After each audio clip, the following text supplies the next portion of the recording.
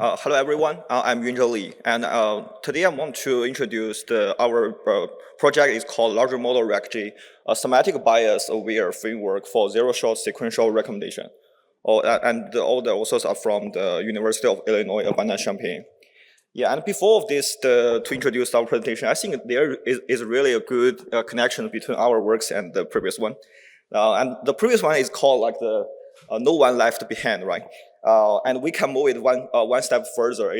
We have already removed the overlapping items together, so we can call it the nothing is left behind. To show the background, I can first to give a review of the sequential recommendation is like to using the given history to predict the next items. And when we move into the cross-domain recommendation, sequential recommendations, here we add one more limitation. It's called zero shot. Like unlike the few shot adaptation, like no target domains interaction data is available. So in this case, like it will offer us a way to improve the robustness and adaptability by enabling the recommendations in unseen domain without requiring any immediate target domain data. And to solve these questions, like we have a key observation from the data set. Like we found like the different domain usually speak the different languages with their own vocabularies, the content, and the context. And when we creating the domain semantic bias, will hinge the knowledge transfers. So we think that to tackle the domain semantic bias is very important to making the zero shot recommendations and make it more robust and also accurate in the new domains, especially when no target data is available. And we will go through some related work. Here to introduce two is the UnisRec and also RecFormers. And the UnisRec use the items description text to learn the universal representation, enable the cross-domain transfer, and RecFormer will model the items as language sentence. And apply the transformers to better transferability and cold start handling. And both of them are really on the textual or semantic features to improve the transfer, but they overlook the domain semantic bias as we just introduced. And our contribution is mainly to address this bias by a dual level generalization framework and aligning the items semantic while transferring the sequential patterns.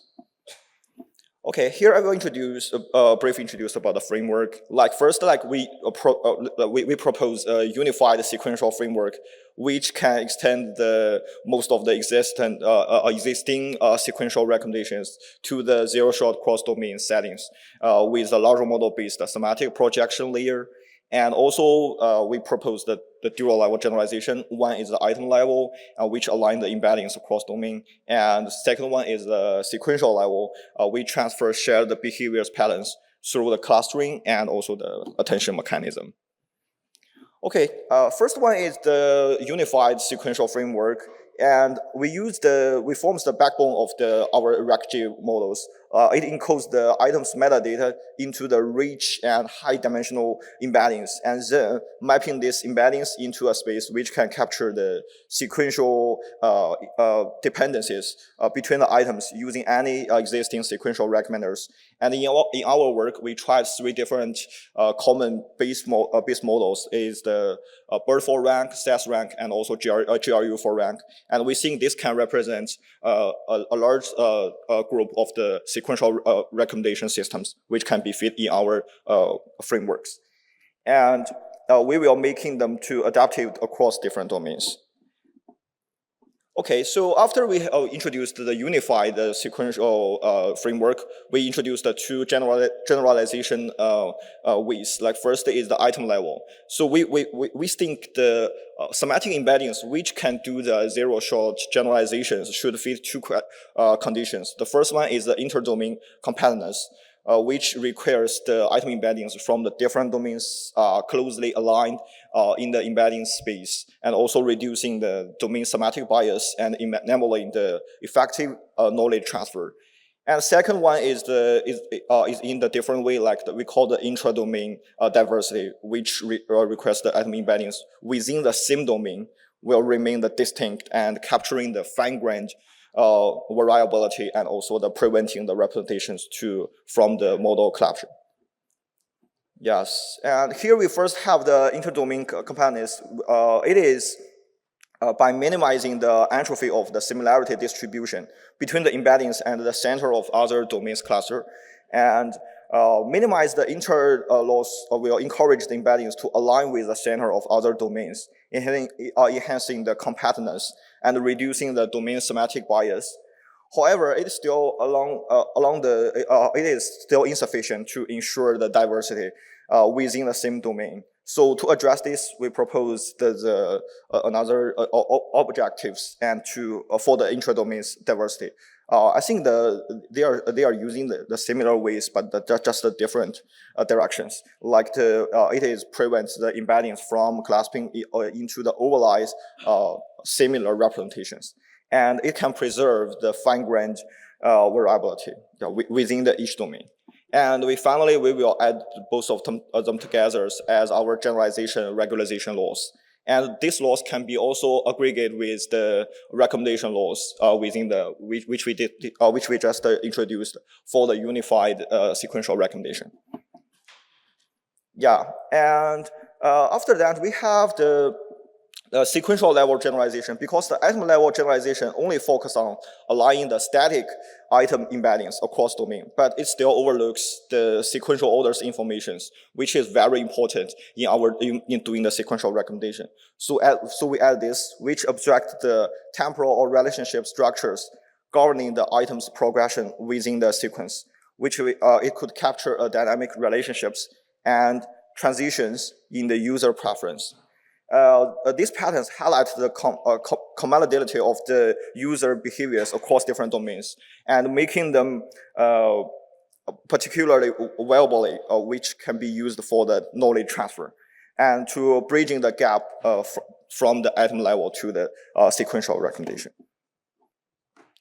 And here we just using a very easy ways to based on the k-means to get the cluster of the source domain, and then we calculate the similarity based on the semantic similarities to calculate the old patterns, the patterns from the source domain till the sequence of the target domain, and then to do a weight sum to get their newer sequential based representation, and we will concatenate this with their original representations, which didn't incorporate with the source domain's knowledge, and to generate to take it both as the user's representation and to do the recommendations.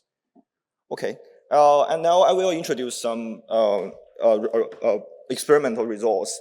And we did experiments over 4 data sets. 3 are from the Amazon review. It's from the different domains. We hope to make the gap large. First is a video game. Second is a musician instrument.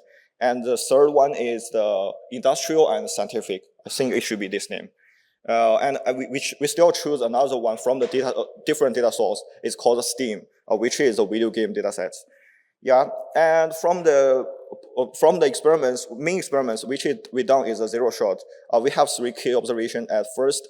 The strong overall gains, which can get over 10% on the average for all the models and the domain pairs. We did a bidirectional validation of the source domain and target domain. And we also did found that it is very, very robust to the domain shift.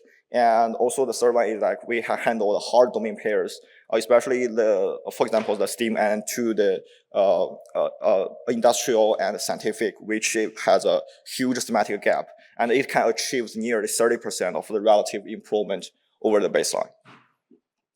Yeah, and another is just a visualization based on comparison with the with the base semantic based sequential recommendation framework, and we found like just with the semantic embeddings, it can produce the semantically distinct cluster, but our framework can yield more uniform distribution embeddings.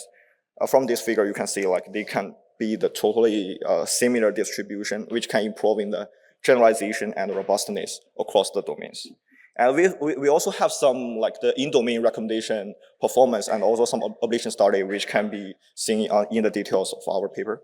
And for conclusion, like we tackled the the challenge of domain semantic bias in the zero-shot cross-domain sequential recommendation, and we proposed our model agnostic framework, which with the two different generalization methods.